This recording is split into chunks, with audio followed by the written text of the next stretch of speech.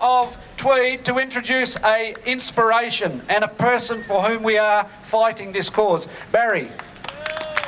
Thank you very much, and it's such a pleasure to be here on a beautiful day. And if we ever needed a day to demonstrate that renewable energy is the way of the future, today is such a day. Thank you to Simon Clough. I think it's important to note that there's quite a deal of solidarity amongst the councils in the Northern Rivers for this movement, and I think that they reflect what's coming out of the community, and that's a great thing. I also want to acknowledge Michael and Julie McNamara for their work in doing what they've done in the Tweed Shire. I've been with them through the campaign, through the villages and the declarations, and as they do at Jenny Dow's office, they sit in my office to confront visitors that come to the office about our stand on CSG. And I will reflect just quickly on what that has been. About a year ago, the Council unanimously adopted a motion for a moratorium on CSG operations in the Shire. A largely symbolic event, but a very important one. Michael and Julie's work during this campaign, and let me say, when there is widespread objection in a community about issues like this, that in itself doesn't take it forward to those areas that need to hear about it. You need inspirational people to lead that movement, and Michael and Julie in our Shire have done that, and I acknowledge them. I can't acknowledge them enough. Let's give them another hand. In terms of the council's position, Michael and Julie made sure that this became a serious election issue in the September election, and through their work, all of the candidates, all 59 of them, declared their opposition to coal seam gas mining, and that was a wonderful event. And it was, you know, the thing is, these companies are just bringing us all together. You know, they can do their worst, and that's just making us stronger. In relation to that commitment that was given by the candidates at the next council meeting on the 25th of October, I have lodged a notice of motion which, on the basis of the surveys that have been done so far and the land area that's been covered in the Tweed, that notice of motion will be to declare the Tweed Shire entirely gas fill free. So, and to get that message across to state and local government, and to get some signs up and make sure the community and all the visitors here understand our position on this. So I guess when you run across any of those councillors in the next 12 days, just remind them of that commitment, because it's really important that the 7 of us stand tall and strong to reflect the views in our community. So thank you very much for your commitment here today. The march is going to be good, the concert's going to be great. Before I finish off, I want to acknowledge the people that have come from surrounding districts. It's not just us that are standing together, and this is a great sign to everyone that's watching this, and believe me, they will be watching it, that we stand together on this issue. Thanks again. Before I go, it's my pleasure to introduce our next speaker, Carlyrose Watson. Carlyrose is 8 years old. She attends Central Primary School, and she represents the reason why we're here. People of my generation, of my age, you know, we're just at the front of this. What we're doing, why we're doing it, is for our children, our grandchildren, because we can leave something here that's as good as it is now. That's our responsibility. That's our job. And Carlyrose is reflecting that part of the community that understands that. She's very passionate about this issue, and I would like to introduce her so she can talk to you about it. Thanks again.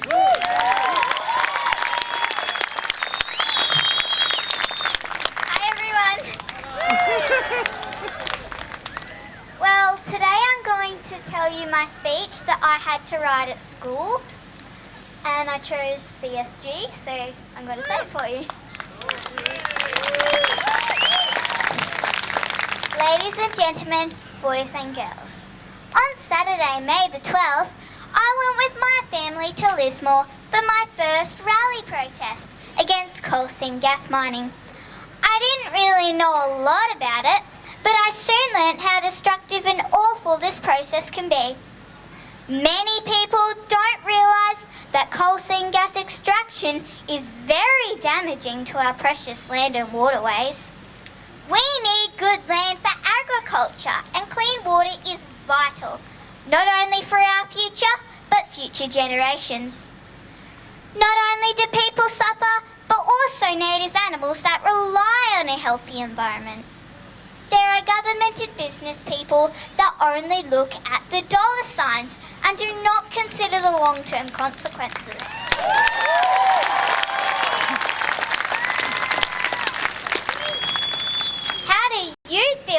this company is poisoning your food and your drinking water. I don't think any large amount of money is worth the damage that can happen to our environment. That's why at the rally we held up signs and shouted chants. We will stop you. We'll lock our gates on you. Because if we all unite together, we can make a difference and be heard. It's not too late to make a stand. I don't believe this is a good thing for our local region or Australia. It's not too late, so lock your gate today.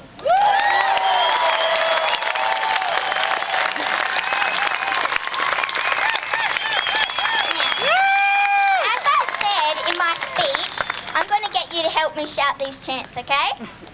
Okay, so repeat them after me. We will stop you. We'll lock our gates on you. Okay? We will stop you. We'll lock our gates on you. I think you could be a bit louder than that. Come on. We will stop you. We'll lock our gates on you. Okay, and there's also this another one that I'm going to get you to say after me. Okay. Our land, our water, we don't want CSG. Land, our water, we don't want CSG.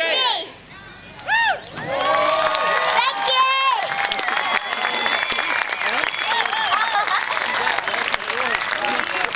Ladies and gentlemen, stand up and please thank Carlyrose. Be upstanding for this wonderful ambassador. That's the reason we do what we do, ladies and gentlemen. It's not because we're professional protesters or rabble-rousing terrorists, but because of Carlyrose. Thank you very much, Carl. Thank you everyone. Ladies and gentlemen, now that you are upstanding, I'd like you to remain upstanding because we have things to talk to.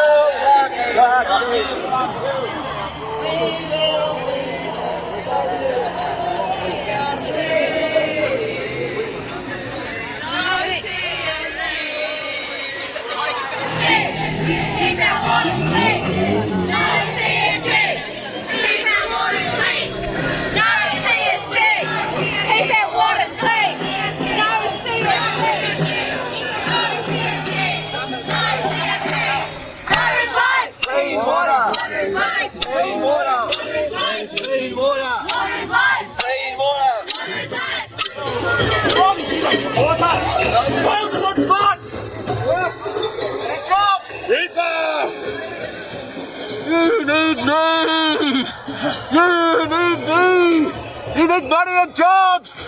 For some. That's a bit of damage, I suppose. Yeah. My name's Richard Swinton and I'm part of a group with Beyond Zero Emissions, and we've built a model of a solar power station, a solar thermal power station, to give people an idea of how it works and that it is a very viable alternative to fossil fuel, either gas or coal or oil. What happens in this situation is the sun shines on the mirrors, is reflected back up to the top of the tower, and there's salt, which is kept at around about 200 degrees, and it's liquid in that form, and it's pumped up into here, gets heated up to about 650 degrees centigrade, and then it gets taken down and stored in this tank. And here it can be kept for quite some time, days in fact, at a high temperature. And when you need it, you run that hot salt through a heat exchanger, which is just like an ordinary boiler, and the heat exchanger boils water, which drives a turbine, which generates electricity from the generator. And the water then comes back through a condenser, an air-cooled condenser, and is reused. So the salt is recycled through the system, and the water is recycled, so you're not using a lot of water like an ordinary power station does. And it produces no carbon dioxide. Cause there is more to these days, and I want you to know that we're right in the future, like right in the show. Earth it must turn and the trees they must grow. Just beyond that horizon, a mountain of hope. See, we coming through your cities with our stories to tell ya. Reaching out, you wanna join us, we'll let ya. To tell the truth, it's kinda hard to forget you. When one loves the movement, we're all included. See you soon, peace.